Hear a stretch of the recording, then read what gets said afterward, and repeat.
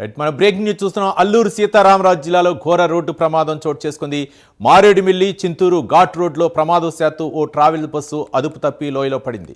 ప్రమాదంలో 9 మంది అక్కడికక్కడే మృతి చెందారు. మరో 20 మందికి తీవ్ర గాయాలయ్యాయి. చింతూరు ప్రభుత్వ ఆసుపత్రికి తరలించారు. మృతుల సంఖ్య మరింత పెరిగే అవకాశం ఉందని సమాచారం. ప్రమాద సమయంలో బస్సులో సుమారు 35 మంది ప్రయాణికులు ఉన్నారు. అరకు లోయ నుంచి భద్రాచలం వెళ్తుండగా ఈ ప్రమాదం జరిగింది.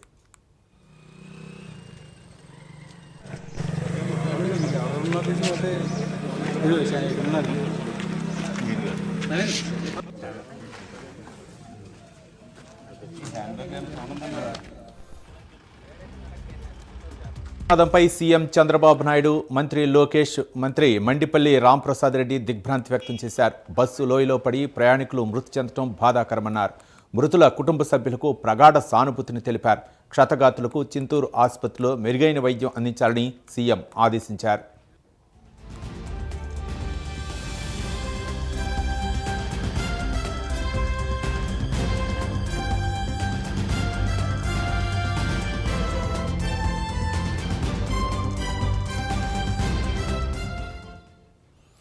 కాసేపట్లో మారేడుమిల్లికి హోంమంత్రి వంగలపూడి అనిత చేరుకోనున్నారు. అల్లూరు జిల్లా ప్రమాదంపై అనిత తీవ్ర విచారం వ్యక్తం చేశారు. బాధిత కుటుంబాలకు ప్రభుత్వం అండగా ఉంటుందని ఆమె తెలిపారు. గాయపడిన వారికి మెరుగైన వైద్యం అందించాలని హోంమంత్రి అనిత అధికారులను ఆదేశించారు.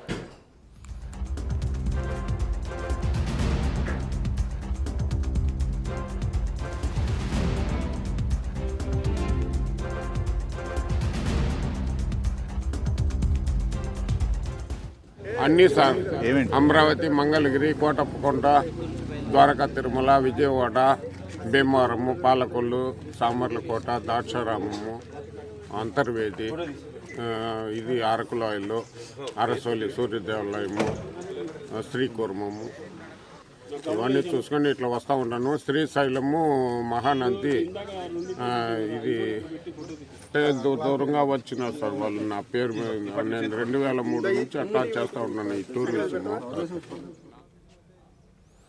అల్లూరు జిల్లా ప్రమాదంపై డిప్యూటీ సీఎం పవన్ కళ్యాణ్ తీవ్ర విచారం వ్యక్తం చేశారు. బస్సు లోయలో పడిన 9 మంది మృతి చెందడం బాధాకరమన్నారు. మృతుల కుటుంబాలకు ఆయన ప్రగాఢ సానుభూతి తెలిపారు. ప్రమాదంలో గాయపడిన వారికి తక్షణమే మెరుగైన వైద్య సేవలు అందించాలని అధికారులకు సూచించారు. బాధిత కుటుంబాలను ప్రభుత్వం ఆదుకుంటుందని పవన్ కళ్యాణ్ భరోసా ఇచ్చారు.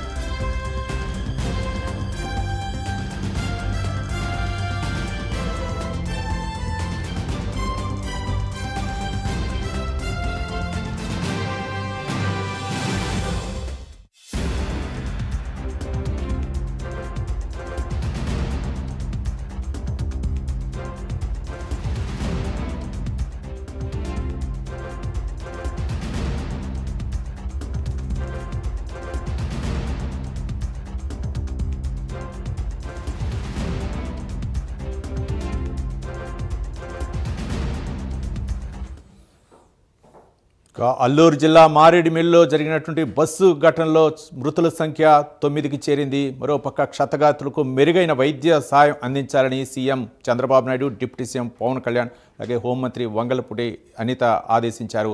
మరోపక్క అక్కడ జరుగుతున్న తాజా పరిస్థితి, సహాయక చర్యలు ఏ విధంగా కొనసాగుతాయి ఇతర అంశాల గురించి మరిన్ని వివరాలు మా కరస్పాండెంట్ శ్రీరామ్మూర్తి అందిస్తారు. శ్రీరామ్మూర్తి, ఏంటి బస్సు ప్రమాదంపై అధికారులు ఎలా స్పందిస్తున్నారు? సహాయక చర్యలు ఎలా కొనసాగుతున్నాయి? ఏ విధంగా ఈ ప్రమాదం జరిగింది? శ్రీరామ్మూర్తి.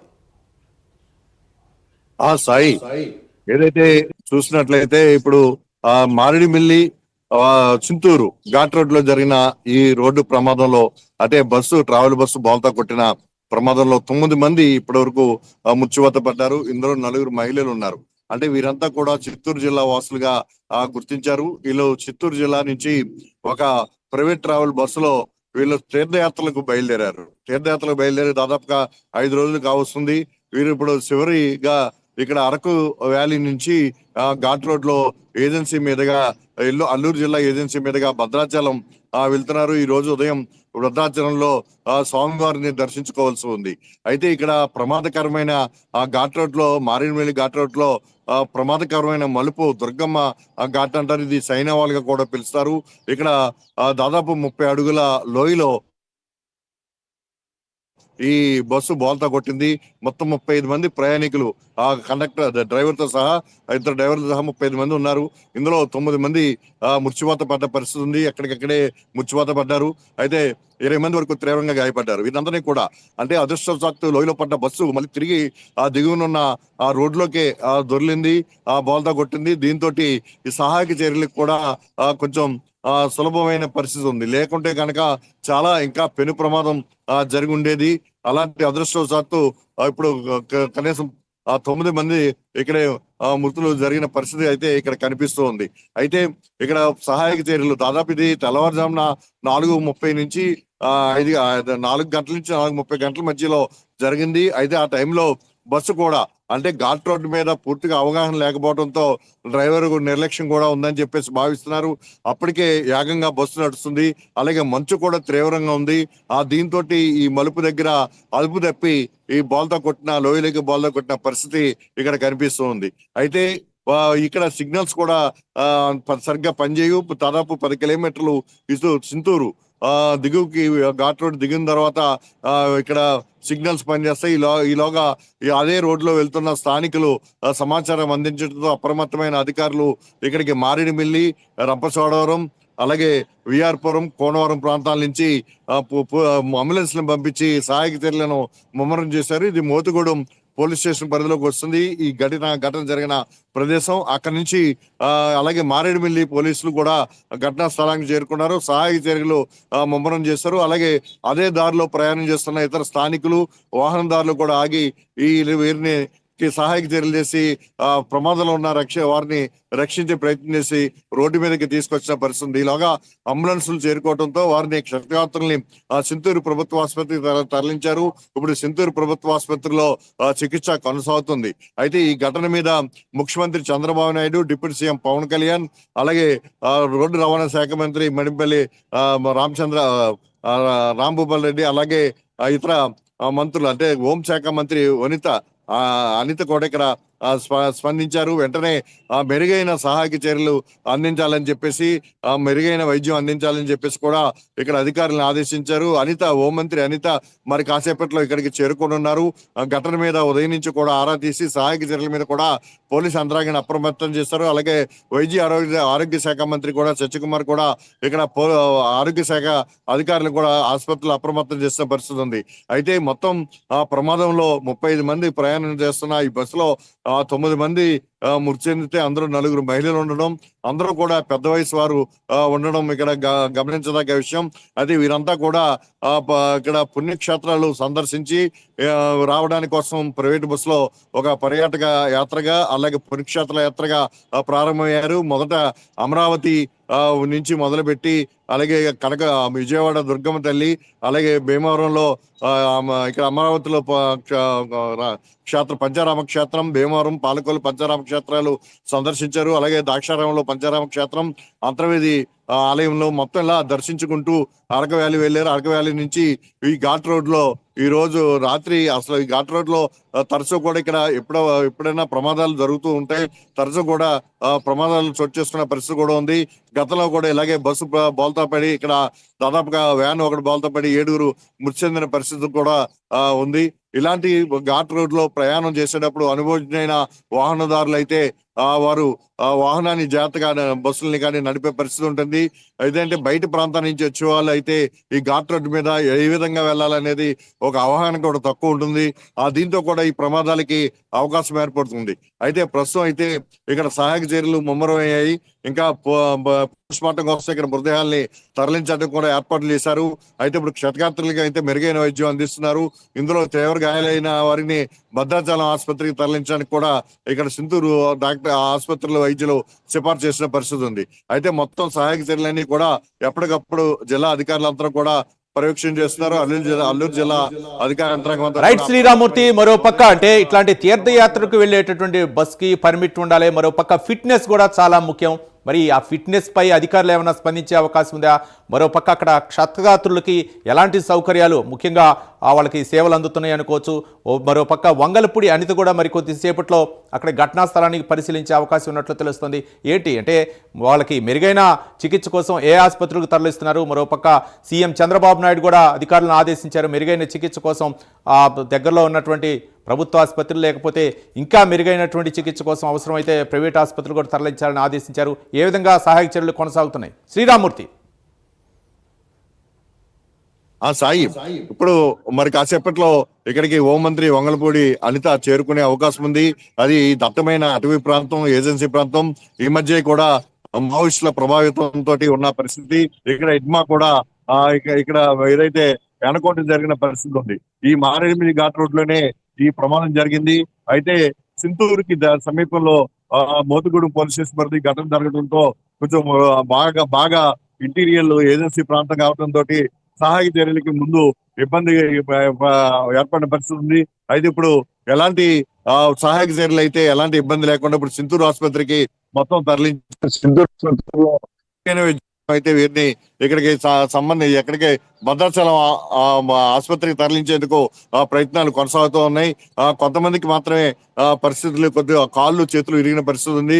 వారిని మెరుగైన వైద్యం అందించాలంటే భద్రాచలం పంపించాలి, లేదంటే ఇటు రాజమండ్రి పంపించాలి. అయితే ఇక రాజమండ్రి బాగా దూరం కాబట్టి ముందు భద్రాచలం ఇక్కడికి 40 కిలోమీటర్ల దూరం, భద్రాచలానికి ప్రిపేర్ చేసి ముందు భద్రాచలం ఆసుపత్రికి పంపిస్తున్నారు. ఆ తదుపరి వైద్య సేవలు అవసరం అయితే విజయవాడకు కూడా తరలించాలని చెప్పి కూడా సీఎంఓ ఆఫీస్ నుంచి కూడా ఇక్కడికి ఆదేశాలు అందాయి. మొత్తం ఎప్పటికప్పుడు ఇక్కడ పర్యవేక్షణ చేస్తున్న పరిస్థితి ఉంది. అయితే ఈ సహాయక చర్యలు చేయడంలో వెంటనే అధికార యంత్రాంగం స్పందించడం, ఇక్కడికి 4 చోట్ల నుంచి కూడా అంబులెన్స్లు చేరుకోవడంతో క్షతగాత్రుల్ని వెంటనే సింతూరు ప్రభుత్వ ఆసుపత్రికి తరలించి ప్రాథమిక చికిత్స అక్కడ ఘటనా స్థలంలో చేసి మళ్ళీ సింతూరుకి తరలించడంతో ఇక్కడ ఏదైతే మా మృతుల సంఖ్య ఉందో వారిని తగ్గించే పరిస్థితి ఏర్పడింది. లేదంటే ఇక్కడ ఏది కూడా అందని పరిస్థితి, ఒక మంచినీరు కానీ ఒక ఏది కూడా ఇక్కడ ఫోన్ సిగ్నల్ కూడా లేని పరిస్థితి. అయితే ఇప్పుడు ఘటన తెలిసిన వెంటనే ఘటనా స్థలానికి వారందరికీ కూడా ఏదైతే ఉదయం రాత్రి బస్సులో ప్రయాణం చేసిన వారికి ఎలాంటి మంచినీళ్ళు ఏది ఈ ప్రమాదాలు అన్ని కూడా చాలా చెదరైన పరిస్థితి. ఆహాకారాలతోటి వారు చాలా ఆందోళన చెందిన పరిస్థితి. ఈ నేపథ్యంలో వారికి అల్పాహారం అందించడం పాటు ఇప్పుడు వైద్య సేవలన్నీ కూడా కొనసాగుతున్నాయి. మిగిలిన కుటుంబ సభ్యులందరూ కూడా వారిని దగ్గర నుంచి చూసుకుంటున్న పరిస్థితి ఉంది. ఇప్పటికీ ఈ ఎవరైతే కుటుంబ సభ్యులు ఉన్నారో పోలీసులు ఘటనా స్థలానికి చేరుకున్నారా? మరో పక్క బస్సుపై అంటే ఏమైనా విచారణ చేపట్టే అవకాశం? తరచూ కూడా ప్రమాదాలు చోటు చేసుకుంటున్న నేపథ్యంలో మరో పక్క డ్రైవర్ల యొక్క నిర్లక్ష్యం కూడా ఈ ప్రమాదానికి కారణం అనుకోవచ్చా? అంటే ఒక పక్క బస్సు ఫిట్నెస్ పై కూడా అనుమానాలు వ్యక్తమవుతున్నాయి. ఈ నేపథ్యంలో పోలీసులు ఏమైనా అక్కడ ఘటనా స్థలానికి చేరుకునే బస్సు పై అంటే ఆర్టీఓ అధికారుల నుంచి ఏమైనా వివరణ కోరే అవకాశాలు ఉన్నాయనుకోవచ్చా? సాయి, ఇప్పటికే అధికారులు పోలీసు అధికారులందరూ కూడా పొద్దున్నే ఉదయాన్నే ఇక్కడికి ఘటన తెలిసిన వెంటనే చేరుకున్నారు. అలాగే సహాయక చర్యలు కూడా ముమ్మరంగా చేస్తున్నారు. అలాగే ఆర్టీఓ అధికారులు కూడా ఇక్కడ ప్రమాదం ఎలా జరిగిందనే విషయం మీద ఇప్పుడు ఇక్కడ చేరుకునే ఆరా తీస్తున్న పరిస్థితి ఉంది. అయితే ఈ ప్రమాద ఘటన అయితే ఇక్కడ డ్రైవర్ నిర్లక్ష్యం అయితే స్పష్టంగా కనిపిస్తున్న పరిస్థితి ఉంది. ఎందుకంటే ఈ ఘాట్ రోడ్ లో ప్రయాణం చేసే వాళ్ళకి, అవగాహన ఉన్న వాళ్ళకి ఏ విధంగా వెళ్ళాలి, ఏ విధంగా ఘాట్ రోడ్ లో కిందకి దిగాలి, పైకి ఎక్కించేటప్పుడు ఎట్లా ఉండాలి, మలుపు దగ్గర ఏ విధంగా టర్న్ తీసుకోవాలి అనేది ఒక అవగాహన ఉంటుంది. అది ఘాట్ రోడ్ లో అప్పుడప్పుడు ప్రయాణం చేసే ఈ ప్రైవేట్ ట్రావెల్ బస్సులు అయితే అవగాహన ఉండదు. అలాంటి పరిస్థితుల్లో కూడా ఈ వేగంగా వెళుతూ ఉండడం, దీంతో మంచు కూడా ఉండడంతో ఈ ప్రమాదానికి కారణమైందని చెప్పేసి కూడా భావిస్తున్నారు. ఇక్కడ డ్రైవర్ నిర్లక్ష్యం వల్ల ప్రమాదం జరిగిందనే అభిప్రాయం అయితే తెలుస్తుంది. ఇక్కడ ఉన్న పరిస్థితులను బట్టి కూడా తెలుస్తుంది. అయితే దీని మీద ఈ ఘాట్ రోడ్డు మీద పూర్తి స్థాయి అవగాహన లేకపోవడంతో ఇక్కడ డ్రైవర్ నిర్లక్ష్యంగా వ్యవహరించారని చెప్పేసి కూడా భావిస్తున్నారు. దీని మీద ఇప్పుడు అధికారులు కూడా విచారణ కొనసాగిస్తున్నారు. దీని మీద సీఎంఓ నుంచి కూడా చంద్రబాబు నాయుడు కూడా ప్రత్యేక విచారణకు ఆదేశించారు. ఇప్పటికే రెవెన్యూ, పోలీసు, అలాగే వైద్య ఆరోగ్య శాఖలో ఆర్టీఓ మొత్తం అధికారులందరూ కూడా ఈ ప్రమాదం దగ్గరికి చేరుకున్న పరిస్థితి ఉంది.